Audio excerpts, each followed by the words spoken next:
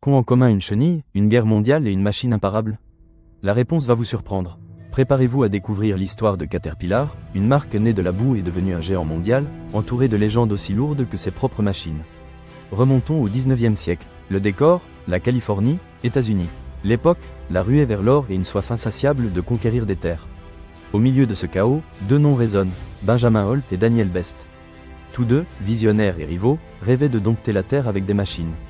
Holt, un innovateur infatigable, avait une obsession. Créer un tracteur qui ne s'enliserait pas dans les marais de la vallée centrale de Californie. La solution, remplacer les roues par des chenilles. En 1904, la première machine Holt à chenilles est née, un monstre de métal qui avançait de manière imparable sur des terrains impossibles. Best, de son côté, expérimentait également avec des tracteurs. La concurrence entre les deux était féroce. Chacun cherchait l'innovation qui le catapulterait au sommet. Leurs brevets se croisaient, leurs avocats s'affrontaient, mais tous deux pavimentaient la voie vers l'avenir des machines lourdes. Le mot « Caterpillar », chenille, en anglais, n'est pas né dans une salle de réunion, mais dans les champs. Un photographe, voyant la machine de Holt se déplacer avec son système de chenilles, s'exclama « On dirait une chenille géante ». Le nom est resté gravé dans l'esprit de Holt et, en 1910, il l'a adopté officiellement pour son entreprise, Holt Manufacturing Company. Mais le véritable tournant arriverait avec la Première Guerre mondiale. Les Alliés avaient besoin de machines capables de se déplacer sur les champs de bataille dévastés d'Europe. Les tracteurs Caterpillar se sont avérés indispensables. Ils transportaient l'artillerie, les fournitures et les blessés, défiant la boue et les tranchées. La guerre a fait de Caterpillar une puissance mondiale. En 1925, la rivalité entre Holt et Best a pris fin. Leurs entreprises ont fusionné pour créer Caterpillar Tractor Co., un géant imparable qui dominerait le marché mondial des machines lourdes. La fusion a non seulement uni leurs forces, mais elle a également simplifié la concurrence, permettant un investissement accru dans la recherche et le développement.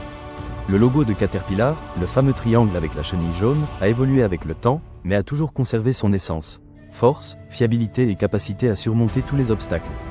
Le jaune, une couleur choisie pour sa haute visibilité dans les champs, est devenu synonyme de la marque. Caterpillar ne fabrique pas seulement des tracteurs. Sa gamme de produits est immense. Excavatrices, camions miniers, moteurs, turbines, même des téléphones résistants. Ils sont présents dans la construction, l'exploitation minière, l'agriculture, l'énergie et le transport. Partout où il y a un travail lourd à faire, il est probable qu'une machine Caterpillar soit présente. Mais, comme toute grande marque, Caterpillar est entouré de mythes et de légendes. L'une des plus persistantes est la rumeur selon laquelle Caterpillar aurait secrètement financé les nazis pendant la Seconde Guerre mondiale. L'accusation repose sur le fait que certains de ces tracteurs ont été utilisés par l'armée allemande. La vérité est plus complexe. Caterpillar, comme de nombreuses entreprises américaines, avait des affaires en Allemagne avant la guerre. Cependant, il n'y a aucune preuve crédible que l'entreprise ait activement soutenu le régime nazi. En fait, pendant la guerre, Caterpillar a contribué de manière significative à l'effort de guerre allié.